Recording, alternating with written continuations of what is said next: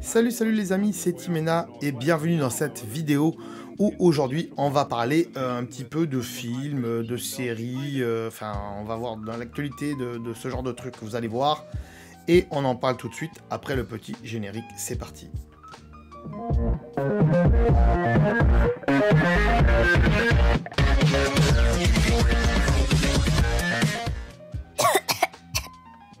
Alors, de quoi on va parler aujourd'hui, les amis?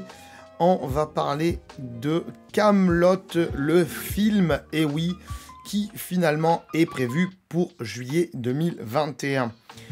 Puisque ce film avait été prévu un an auparavant, c'est-à-dire pour juillet 2020, et que malheureusement, avec le corona et tout ça, ça n'a pas été possible, ça a été repoussé 2-3 fois, il me semble.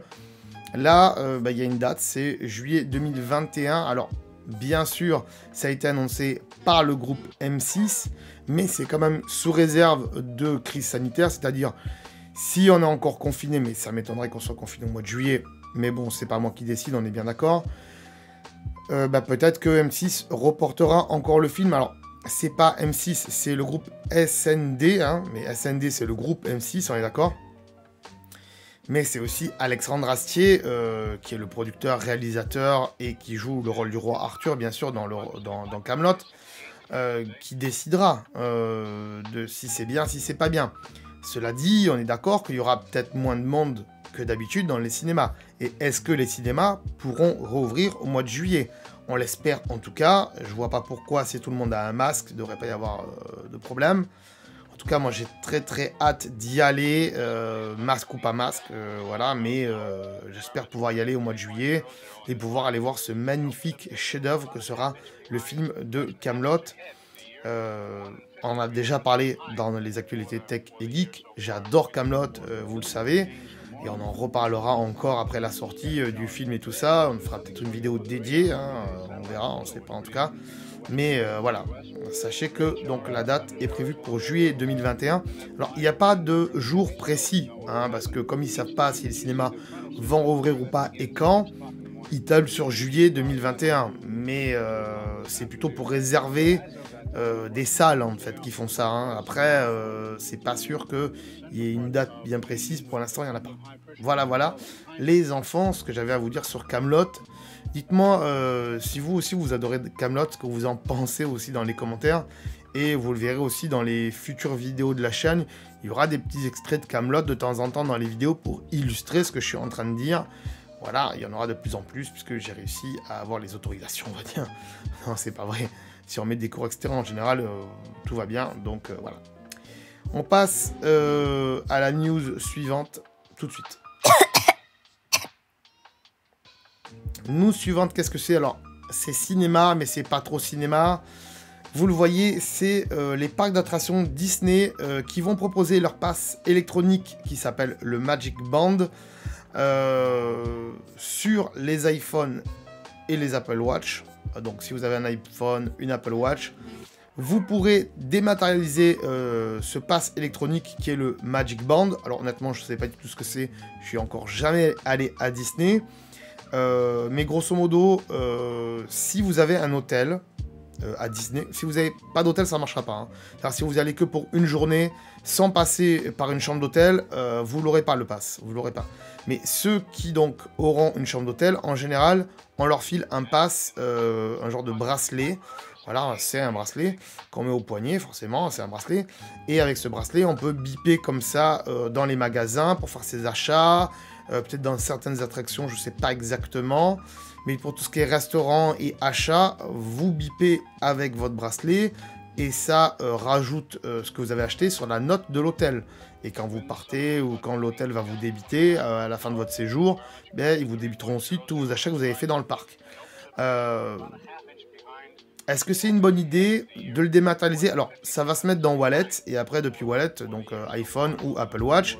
Et donc, en NFC, comme une carte bancaire, vous pourrez biper et valider comme ça vos paiements.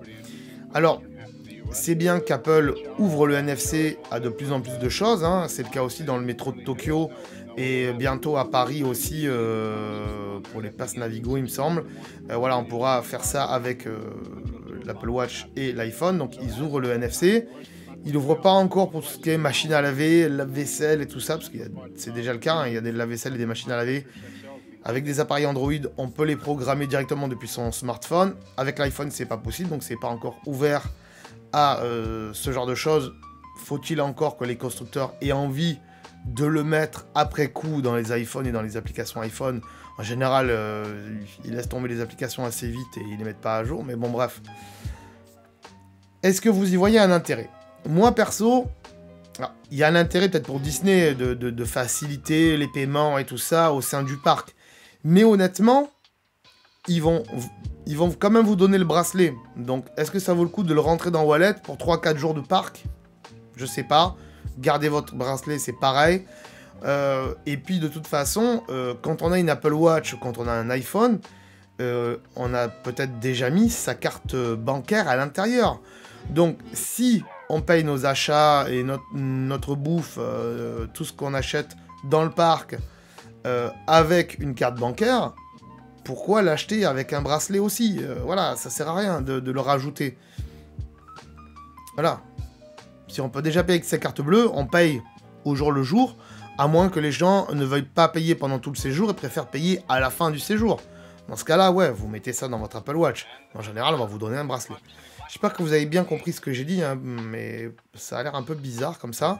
Si vous êtes déjà allé, tiens, à Disneyland Paris ou dans un autre parc Disney, et que vous avez utilisé le Magic Band, hein, voilà, ce bracelet électronique qui permet de payer comme ça dans les magasins, marquez-moi-le dans les commentaires et dites-moi un peu comment ça marche, je serais curieux de savoir ça.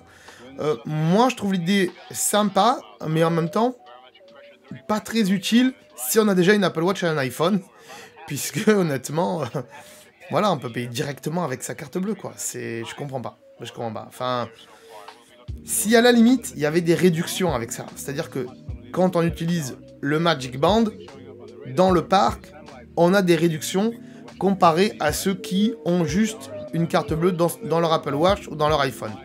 S'il y avait des réductions là-dessus, ça aurait été intéressant de faire le transfert de la carte dans Wallet et tout ça.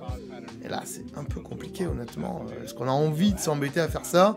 Le soir, dans l'hôtel, non. On prend le bracelet que l'hôtel nous donne et c'est parti, quoi. Voilà, on va pas s'embêter à mettre la carte dans Wallet et tout ça. C'est chiant, on est en vacances, on n'a pas envie de faire ça.